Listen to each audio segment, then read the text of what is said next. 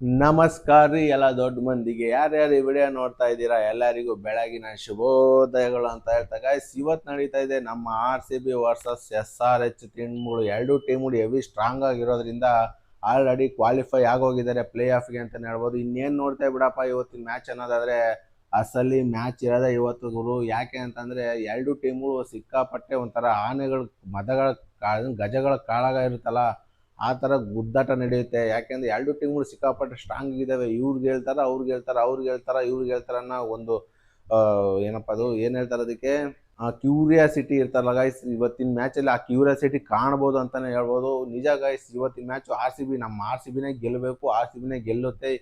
ಎಲ್ಲನ ಇಲ್ಲಿ ಇಡೀ ಪ್ರಪಂಚದಲ್ಲಿ ಎಲ್ಲನ ಇಲ್ಲಿ ನಮ್ಮ RCB ಫ್ಯಾನ್ಸ್ಗಳು ಏನು ಕೊರತೆ ಇರಲ್ಲ.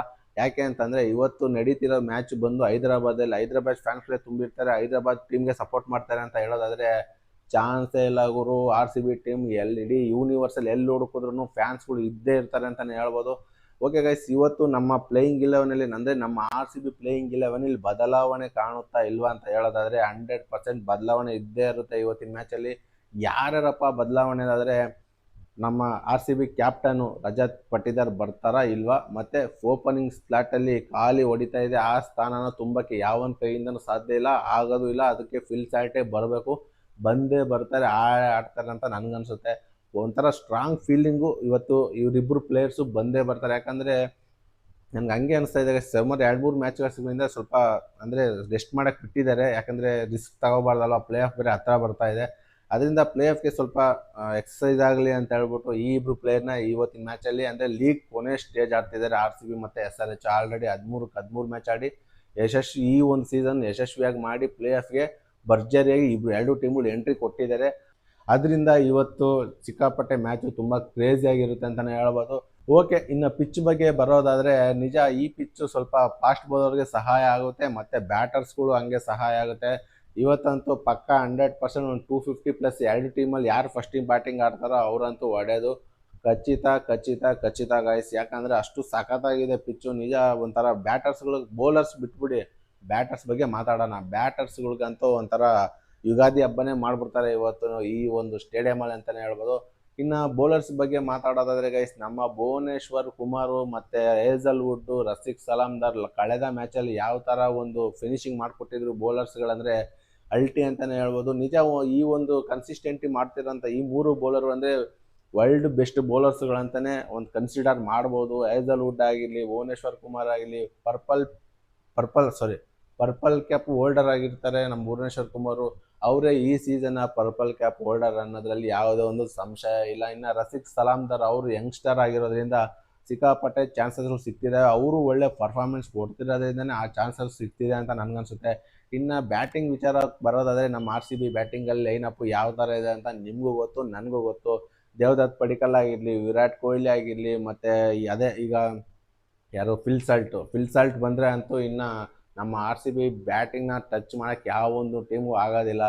ದೇವದತ್ ಪಡಿಕ್ಕಲ್ಲು, ವಿರಾಟ್ ಕೊಹ್ಲಿ ಮತ್ತು ಫಿಲ್ ಸಾಲ್ಟ್ ಆಗಿರಲಿ, ರಜತ್ ಪಟ್ಟಿದಾರು, ವೆಂಕಟೇಶ್ ಅಯ್ಯರ್ ಬೇರೆ ಯಾವ ಥರ ಬೆಂಕಿ ಹಚ್ಚಿದ್ದಾರೆ ಅಂತ ಗೊತ್ತಲ್ವಾ ನಮಗೆ. ಲಾಸ್ಟ್ ಮ್ಯಾಚಲ್ಲಿ ಜಸ್ಟ್ 34-35 ಬಾಲ್ಗೆ 72 ರನ್ ಹೊಡೆದು ಬಿಸಾಕಿದ್ದಾರೆ. ಇನ್ನು ಜಿತೇಶ್ ಶರ್ಮಾ ಈ ಒಂದು ಸ್ಲಾಟ್ ಮಾತ್ರ ನನಗೆ ಹೆವಿ ಡೌಟ್ ಹೊಡಿತಾ ಇದೆ ಗುರು. ಜಿತೇಶ್ ಶರ್ಮಾ ಪ್ಲೇಸ್ಗೆ ರೀಪ್ಲೇಸ್ಮೆಂಟ್ ಮಾಡ್ತಾರಾ ಇಲ್ಲ ಅವ್ರನ್ನೇ ಆಡಿಸ್ತಾರಾ? ನನ್ನ ಪ್ರಕಾರ ಅವ್ರನ್ನೇ ಆಡಿಸ್ತಾರೆ ಅಂತ ಅನಿಸುತ್ತೆ ಗುರು. ಯಾಕೆಂದರೆ ವೈಸ್ ಕ್ಯಾಪ್ಟನ್ಸ್ ಬೇರೆ ಕೊಟ್ಟಿದ್ದಾರೆ, ರಜತ್ ಪಟ್ಟಿದಾರ್ ಇಳಿದಿರೋಂಥ ಜಾಗದಲ್ಲಿ ಅವರು ಮುನ್ನಡೆಸ್ಕೊಂಡು ತಂಡನ ಹೋಗಿದ್ದಾರೆ.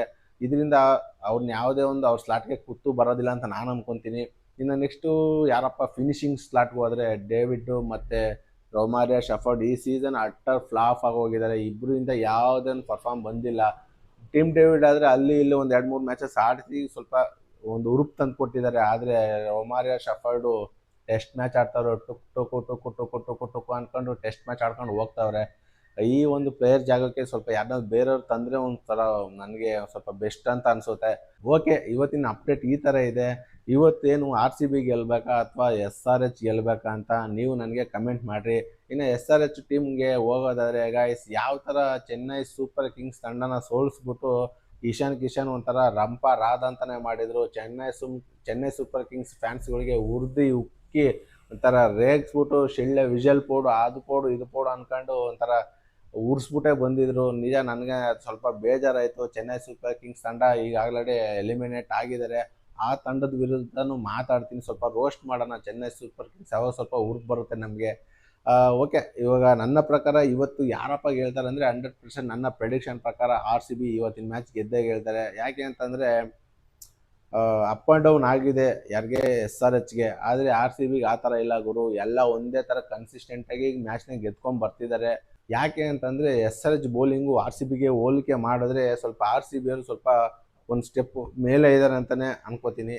ಅದರಿಂದ ಇವತ್ತಿನ ಮ್ಯಾಚು ಸ್ವಲ್ಪ RCB ಕಡೆ ವಾಲುತ್ತೆ. ಓಕೆ ಗೈಸ್, ಇವತ್ತಿನ ಅಪ್ಡೇಟ್ ಈ ಥರ ಇತ್ತು. ನಿಮಗೆ ಯಾರು ಗೆಲ್ಲಬೇಕು ಅಂತ ನನಗೆ ಕಮೆಂಟ್ ಮಾಡಿ. ಹಾಗೆ ಈ ವಿಡಿಯೋ ಏನಾದರೂ ನಿಮ್ಗೆ ಇಷ್ಟ ಆಯಿತು ಅಂದರೆ ತಪ್ಪದೇ ಈ ವಿಡಿಯೋ ಒಂದು ಲೈಕ್ ಮಾಡಿ, ನನ್ನ ಚಾನಲ್ನ ಸಬ್ಸ್ಕ್ರೈಬ್ ಮಾಡ್ಕೊಳ್ಳಿ ಅಂತ ಹೇಳ್ತಾ ಈ ವಿಡಿಯೋನ ಇಲ್ಲಿಗೆ ಎಂಡ್ ಮಾಡ್ತಾ ಇದ್ದೀನಿ ಗೈಸ್. ಸಿಗೋಣ ಇವತ್ತು RCB ಗೆದ್ದ ಮೇಲೆ. ಅಲ್ಲಿವರೆಗೂ ಬಾಯ್.